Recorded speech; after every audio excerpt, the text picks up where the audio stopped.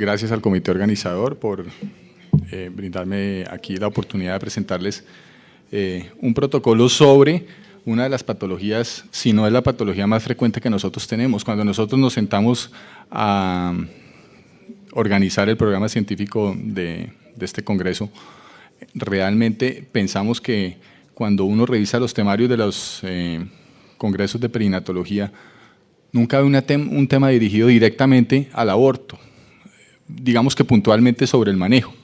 Y probablemente habrá una cantidad de conferencias con respecto a las asociaciones genéticas y a sus causas, y probablemente inclusive al mismo diagnóstico en las conferencias de ecografía. Pero no hay un tema, digamos que relativamente reciente, integrado, donde nos podamos orientar al respecto de qué vamos a hacer nosotros con las pacientes que abortan, en términos generales. Es un tema bastante oscuro, es un tema bastante dudoso, con niveles en la literatura médica bastante pobres, pero que afecta a una población bastante grande. Entonces nosotros, digamos que tenemos que tener la posibilidad de clasificar estas pacientes y poderles ofrecer algún tipo de manejo.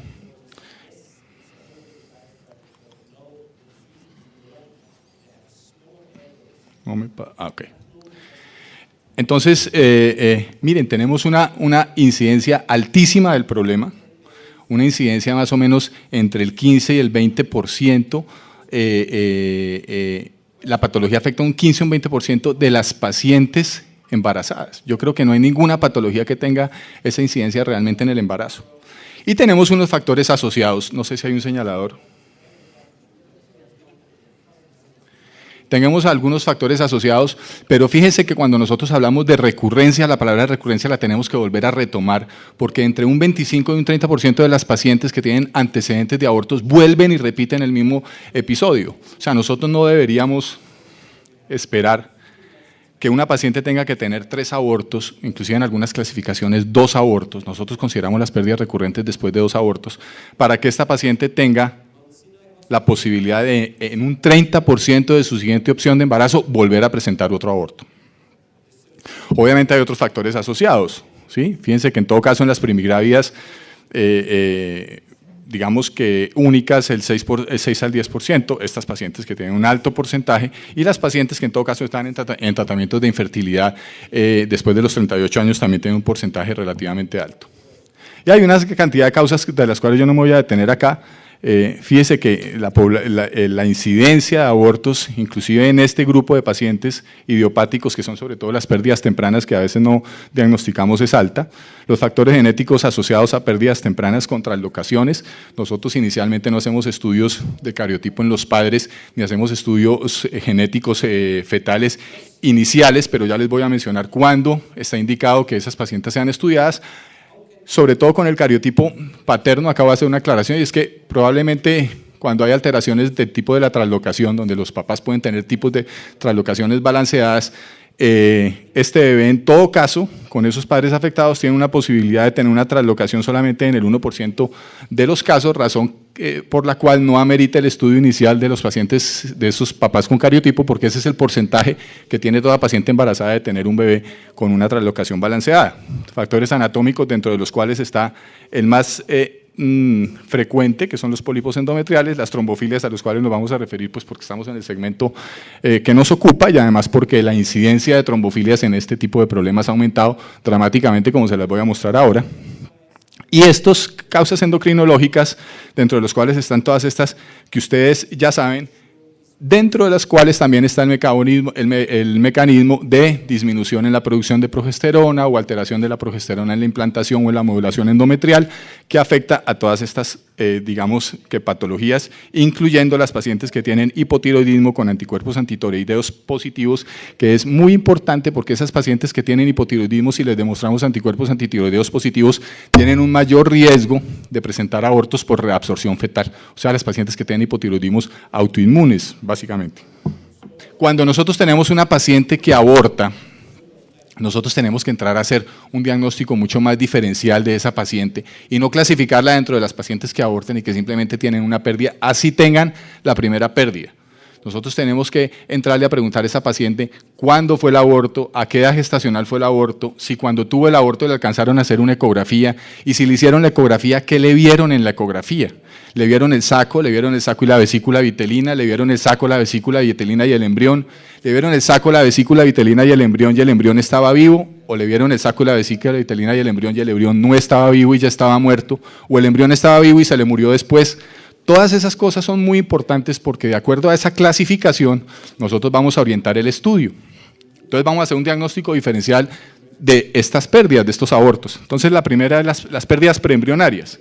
Aquí están las bioquímicas que son bastante grandes, acuérdense que habíamos marcado que podía estar entre el 40 y el 72%, pero están también las pérdidas con solamente saco gestacional o las pérdidas con saco gestacional y vesícula vitelina, o sea, donde nosotros solamente vemos saco gestacional y vesícula vitelina. En estas pérdidas tempranas, probablemente entonces nosotros estemos hablando de causas genéticas o de causas endocrinológicas, y de causas endocrinológicas muy puntualmente quiero hacer énfasis sobre las pacientes que son hipotiroideas. Hay dos tipos de enfermedades que tienen una alta prevalencia en la población, que son las pacientes hipotiroideas autoinmunes subclínicas por Hashimoto o las pacientes que tienen enfermedades mixtas del colágeno que tienen seguramente títulos altos de anticuerpos inicialmente antinucleares, posteriormente probablemente tengan un componente mixto con antinucleares y antifosfolípidos, que sin el hecho de tener abortos ya tienen una alta prevalencia dentro de la población general, las pacientes que tienen esos títulos. Segundo grupo, las pacientes que tienen pérdidas embrionarias tempranas. Esto es desde el momento en que nosotros logramos ver el embrión hasta el momento en que el embrión tiene movimientos activos espontáneos, o sea que el embrión o la permanencia del embrión dentro del saco está dada por otros factores que no están ya directamente relacionados con el ambiente progestacional o con las alteraciones genéticas que en principio afectan el embarazo tempranamente, después tienen una recurrencia mucho más alta después de las 11-12 semanas. Estas causas entonces son probablemente las más frecuentes sean las protrombóticas, dentro de los cuales están el grupo de las trombofilias, que es lo que me voy a referir ahora un poco más puntualmente. No voy a tocar todo el tema de la trombofilia porque ya se ha tocado en el curso de la tarde y seguramente se irá tocando. Y dentro de un grupo mucho menos frecuente están las genéticas y las endocrinológicas. Y las embrionarias tardías de 9 a 10 semanas con bebés que ya están bastante activos hasta las 22 semanas, donde aquí sí marca un factor fundamental, el grupo de las protrombóticas y las causas genéticas vuelven y retoman un poquito su espacio porque son aquellos niños con síndrome de Down o con alteraciones sobre todo cromosómicas o malformaciones mayores que vienen a expresarse después de las 11-12 semanas. Que no se murieron inicialmente, o sea que eran, entre comillas, malformaciones que no eran incompatibles con la vida. Y entonces además esta incidencia también varía de acuerdo a la edad gestacional. Cuando ustedes tienen una paciente que ya le hicieron el diagnóstico, que le van a comenzar a hacer el seguimiento, nosotros en las pacientes que tienen después antecedentes de 2 abortos, les hacemos un seguimiento embrionario más o menos cada 10 días, ecográfico embrionario cada 10 días, y obviamente ustedes pueden ir diciéndole a la paciente que en la medida en que se va creciendo, la posibilidad de que tenga un aborto es mucho menor. Aquí vuelve y aumentamos el tema de las pérdidas, de la incidencia en las pérdidas, por lo que les mencionaba de aquellas malformaciones que nosotros ya logramos hacer con el tamizaje genético o un poco más adelante con la ecografía de detalle, que pueden ser bebés que no se murieron inicialmente, pero probablemente tengan una alteración estructural importante y que se puedan morir después de las 11 a 14 semanas, que son los niños que tienen malformaciones cardíacas grandes, malformaciones estructurales grandes o malformaciones cromosómicas importantes. Este PAI, entonces, lo que muestra es el cambio en la incidencia. Hasta hace unos años, cuando yo tal vez hice esta charla hace un tiempo, nosotros revisábamos el PAI y teníamos las alteraciones cromosómicas como la principal causa de abortos. Y yo creo que eso se debía a que nosotros no hacíamos una interpretación correcta y no hacíamos un interrogatorio exhaustivo, una historia clínica exhaustiva de las pacientes que tenían pérdidas. Cuando hoy nosotros ya nos sentamos a hacer este tipo de interrogatorio, este tipo de diferenciación, nosotros vemos que las pacientes que tienen alteraciones a nivel protrombótico tienen una mayor frecuencia de pérdidas y las cromosómicas, siendo bastante importantes, pasan a un segundo plano. Entonces vamos a centrarnos rápidamente en lo que nosotros tratamos de hacer de acuerdo al estudio de las trombofilias para este tipo de pacientes. Hay un síndrome de anticuerpos fosfolípido primario, ustedes saben que es el congénito, hay un síndrome de anticuerpos antifosfolípido secundario que generalmente está asociado a enfermedades del tejido conectivo. O sea, que una de las cosas importantes que tenemos que hacer es que en las pacientes que tienen antecedentes de pérdidas no tiene que ser necesariamente recurrente. Yo creo que es una cosa completamente evidente que una paciente que tenga un lupus y tenga un aborto no necesita tener 3 pérdidas para saber que el lupus probablemente le puede estar ocasionando el aborto. De tal manera de que estas pacientes que tienen anticuerpos antifosfolípidos secundarios y que tengan esta historia clínica tienen una mayor posibilidad, fíjense en esas pacientes, sin tener un aborto recurrente, aumentan sus eventos obstétricos trombóticos hasta en 5 veces. Por eso es que cuando hablábamos de prevalencia y la posibilidad de recurrencia de estas enfermedades, esa recurrencia era tan alta. Bueno, la definición del síndrome, que tampoco me voy a detener mucho, esto está establecido hace rato por el doctor Sapporo, donde si nosotros cumplimos o si la paciente cumple con estos criterios, la especificidad del diagnóstico será del 98%. Episodios trombóticos, digamos que indiscriminados, ya no estamos hablando de los episodios trombóticos obstétricos fundamentalmente, dentro de los cuales están los 4 grandes grupos, que es la preeclampsia, el antecedente óbito, el antecedente de retardo de crecimiento intrauterino o el antecedente de aborto, sino que además puede tener esa paciente un episodio trombótico en cualquier parte de su cuerpo. 2 pérdidas fetales con estas características y que tengamos la confirmación del laboratorio. Y hay unos criterios clínicos débiles que pueden estar asociados a este tipo de enfermedades que no son, digamos, que lo frecuente y que no se las voy a mencionar puntualmente para no complicarnos tanto. Entonces, dentro de la pérdida fetal, los anticuerpos antifosfolípidos tienen una altísima prevalencia, hay que estudiarlos. La persistencia de estos anticuerpos, sin embargo, es hasta solamente del 15%. ¿Eso qué quiere decir? Que nosotros podemos tener un criterio clínico bastante fuerte de un síndrome de anticuerpos antifosfolípidos, pero solamente el 15% de las pacientes pueden realmente tener laboratorios positivos para síndrome de anticuerpos antifosfolípidos. Conclusión, la ausencia o la negatividad de los exámenes de laboratorio para síndrome de anticuerpos antifosfolípidos no descarta completamente el síndrome. Si tenemos un cuadro clínico fuerte, probablemente esa paciente pueda tener el síndrome sin tener los anticuerpos o sin que los anticuerpos le marquen positivo. Riesgo de recurrencia de pérdida altísima, del 90% si no hacemos obviamente absolutamente nada. Y asociación a otros eventos trombóticos obstétricos como los que les mencionaba. Acuérdense que el tema no solamente termina acá, si esta paciente realmente tiene este problema y sigue avanzando su embarazo, pues entramos en los otros riesgos de preeclampsia, RCIU y óbito. Dentro de los mecanismos de acción, pues está básicamente un mecanismo protrombótico con disminución de los anticoagulantes naturales, que son estos 2, además facilita la agregación plaquetaria y tiene una disminución de la fibrinólisis, facilitando la producción de coágulos, que en principio es uno de los mecanismos por los cuales la paciente va a tener un aborto. Sin embargo,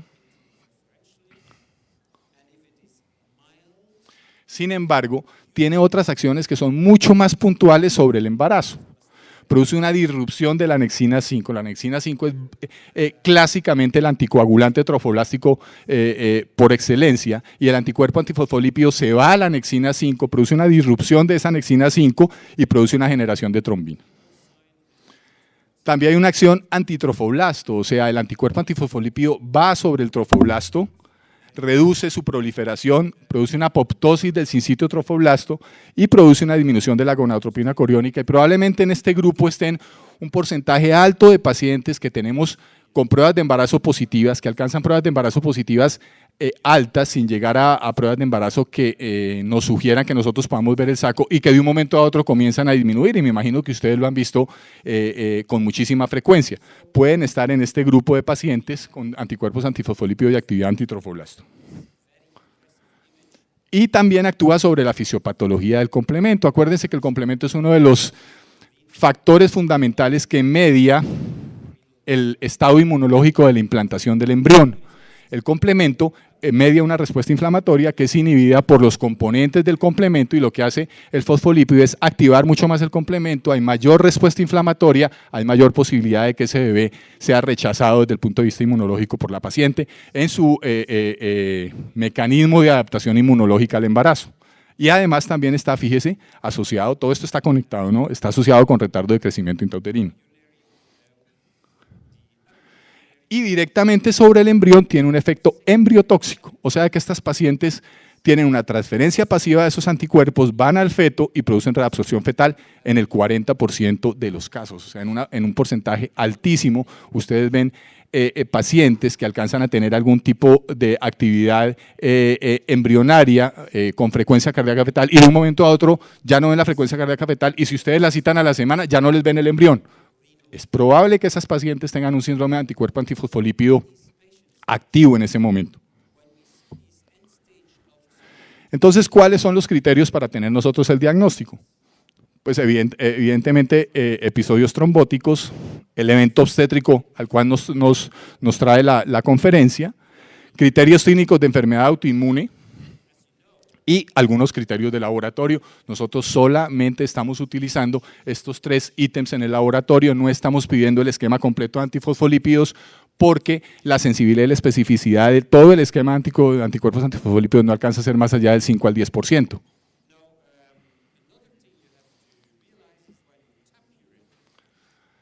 Y tenemos algunas cosas importantes dentro del laboratorio porque digamos que en el diagnóstico es lo que despista. Tenemos algunas respuestas transitorias, o sea, de pacientes que tienen anticuerpos antifosfolípidos positivos, pero que no son realmente pacientes que tienen una trombofilia y que se pueden positivizar por algunas infecciones, algunos usos de medicamentos. Sin embargo, también tenemos las pacientes que tienen una alta sospecha, pero que son seronegativas. ¿Cuáles son los eventos que pueden negativizar unos fosfolípidos? Al parecer el embarazo, por eso es que cuando las pacientes tienen esta historia que le estamos haciendo, esa paciente debería tener un test preconcepcional, una baja respuesta inmunológica, tenemos una mala estandarización por el laboratorio, siempre es muy importante tener un laboratorio de referencia confiable, no todo el mundo hace los exámenes, por lo menos en Bogotá donde yo estoy, hay ciertos tipos de laboratorios que están directamente referenciados para esto. Y síndrome de anticuerpos antifosfolípidos congénitos, que son los que probablemente pueda heredar la paciente desde el momento en que nació. Tenemos esto que es importantísimo, porque esto va a definir el manejo de un grupo que es bastante complicado, y es la paciente que tiene múltiples abortos, que no tiene un evento obstétrico y que tampoco tiene, que tiene múltiples abortos, que tiene un evento obstétrico como el aborto, pero que no tiene la confirmación desde el punto de vista del laboratorio. Entonces, hay una cosa que se llama la zona oscura de los anticuerpos antifosfolípidos, que son los títulos en el límite, pero que tenemos un evento clínico bastante sugestivo de que la paciente pueda tener un síndrome. Que era lo que les mencionaba, el evento clínico más el laboratorio negativo. Y las trombofilias, digamos, yo menciono las trombofilias porque nosotros las tenemos dentro del esquema de manejo y de estudio de estas pacientes, y se las voy a mencionar ya, el doctor Franco las había mencionado.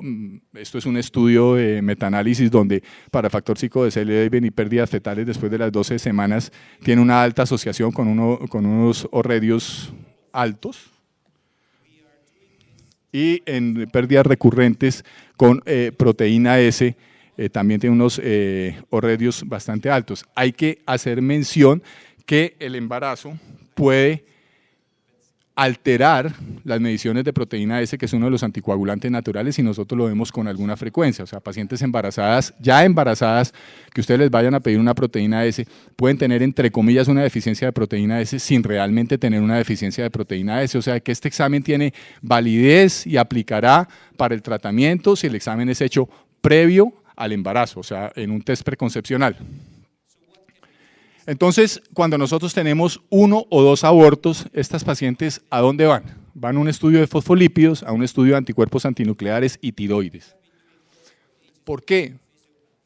Y por qué, digamos que aquí rebatemos un poquito el tema y vamos un poquito en contra de la tendencia mundial, que tampoco está muy definida y tiene un respaldo muy alto en la literatura. Y es porque en todo caso estas enfermedades tienen una alta prevalencia en la población. Usted coge una enfermedad que es altamente prevalente y la asocia a un evento obstétrico como el aborto, que es bastante frecuente. Nosotros seguramente podríamos tener un grupo de pacientes importante que ameritaría tener un tratamiento en un estudio sin esperar que la paciente tenga 3 o 4 pérdidas. Este estudio genético solamente se lo hacemos a las pacientes que tienen ya 2 abortos sin causa específica o conocida. Inclusive algunas de estas pacientes con el grupo de histeroscopia les alcanzamos a hacer una histeroscopia diagnóstica y mirar a ver si no marca para alteraciones cromosómicas, por lo menos si les alcanzamos a ver en la histeroscopia algún tipo de alteración al embrión. No pude, pero tenemos un par de casitos, no pude editar los videos de casitos de embrioscopia donde realmente el hallazgo embrioscópico correspondió con el resultado de la patología de ambos bebés, que era una trisomía 18. Entonces, estas pacientes, ¿nosotros qué les hacemos? Nosotros les damos a estas pacientes aspirina y ácido fólico 2 meses antes, tratamiento para la enfermedad de base, si la tiene, y progesterona apenas inicia el embarazo. Y no me voy a detener en el tema de la progesterona, el doctor Da Fonseca me imagino que les ha expuesto el tema de la progesterona bastante amplio. La progesterona no tiene una evidencia científica clara en los estudios de metaanálisis y comparativo, y en los estudios de Cochrane no tiene una evidencia muy clara, pero desde el punto de vista de la posibilidad de que esa paciente tenga una alteración endometrial y una digamos que desbalance entre la implantación y su ciclo, tiene una alta posibilidad de que tenga una deficiencia de progesterona, y nosotros la suplimos con progesterona apenas inicia el embarazo. Y si la paciente tiene 3 abortos, nosotros a estas pacientes les hacemos estudio para trombofilia, les hacemos el estudio completo para trombofilias, adicionalmente al estudio que les había mencionado antes con tiroides y anticuerpos antinucleares, y esas pacientes, obviamente si son positivas, las tratamos con la misma aspirina, el mismo ácido fólico, les damos complejo B. Digamos que el tema del complejo B también es un poquito discutido. El tratamiento de la deficiencia de la tetrahidrofolato reductasa, que es una de las trombofilias adquiridas, ustedes saben que en el metabolismo de la tetrahidrofolato reductasa hay 2 vías, una mediada por el ácido fólico, hay otra vía que puede estar mediada o tiene alguna participación el complejo B por deficiencia de complejo B, donde estas pacientes pueden tener una disminución de la producción de homocisteína, y les damos realmente complejo B tratando de cubrir con el ácido fólico las posibilidades de que esa paciente, cuando es abortadora ya muy recurrente, tenga como causa un aborto por deficiencia de la tetrahidrofolato reductasa. Las anticoagulamos, efectivamente, estas pacientes las anticoagulamos, y efectivamente les damos también progesterona. Quiero mencionar para terminar 2 cositas con respecto a la terapia, y es, obviamente nosotros hemos conocido cuál es el mecanismo clásico de anticoagulación de la aspirina, que es la inhibición de tromboxano, pero además la aspirina al parecer tiene una acción sobre la implantación, facilitando la implantación por aumento en la producción de interleuquina 3, o sea, es un inmunorregulador, y probablemente en estas pacientes que están recibiendo aspirina podamos reducir de una manera importante la posibilidad de aborto. Las iniciamos antes del embarazo y la terminamos una semana antes del parto, y tiene cierta evidencia en Cochrane y en el Journal of Immunology. Y dentro de las heparinas, además de tener el mecanismo inhibidor de la antitrombina 3, estas pacientes que están recibiendo heparina tienen una acción directa sobre su embarazo, previniendo los depósitos de beta-2-glicoproteína, modula la invasión trofoblástica por metaloproteasas y disminuye la actividad del complemento. O sea, al parecer la heparina podría tener algún efecto sobre la inmunorregulación del embarazo en las primeras semanas. ¿A quién anticoagulamos? Entonces anticoagulamos a las pacientes que tienen antecedentes de 2 abortos con trombofilias diagnosticadas o antecedentes de 3 pérdidas sin evidencia de trombofilias, y esto es una cosa, digamos que discutida, pero es una cosa que desde el punto de vista de resultados, como les voy a mostrar ahora, a nosotros nos ha arrojado buenos resultados. Tenemos un campo oscuro, que es las pacientes que tienen antecedentes de 3 pérdidas, no tienen evidencia de trombofilias, no tienen laboratorios positivos. ¿Qué vamos a hacer con esas pacientes? Esas pacientes nosotros las anticoagulamos. ¿Cómo las anticoagulamos a este grupo de pacientes? Heparinas de bajo peso molecular a dosis profiláctica 40 miligramos día, y heparinas no fraccionadas 5.000 unidades cada 12 horas. Suspendemos la anticoagulación 12 a 24 horas del parto, como es la recomendación de la Sociedad Americana de Anestesia, y si la paciente tiene un síndrome de anticuerpos antifosfolípidos, debe reiniciarse la anticoagulación hasta una semana después del parto. Si no ha tenido eventos obstétricos, si no ha tenido eventos trombóticos, hasta 2 años antes de que se haya embarazado. Si la paciente ha tenido un evento trombótico de 2 años para acá, la paciente tiene que estar anticoagulada por más tiempo. Tiempo, doctor Duque. Sí, voy a terminar aquí. Tengo aquí 2 diapositivas para mostrar. Entonces, ¿qué les damos? ¿Aspirina o heparina? Nosotros a ese grupo de pacientes, como les mencionaba, les damos aspirina y heparina, basada además en los últimos resultados, en un estudio de Rheumatology, donde ven los orredios para el grupo de aspirina, heparina, que son bastante conclusivos. Estos son los estudios que nosotros tenemos del 2002 al 2009 codificadas, que hemos podido reunir 103 pacientes, dentro de las cuales con el tratamiento propuesto 95 pacientes lograron tener niños vivos a términos, o sea, tenemos un porcentaje de éxito más o menos del 92%. Esto es para otro grupo de pacientes porque, como les digo, el tema está un poco conectado. Y básicamente el mensaje para estas pacientes es que les ofrezcamos otro enfoque del problema, que seamos un poquito más específicos, un poquito más metódicos en el estudio del problema para que estas pacientes puedan tener otra opción. Muchas gracias.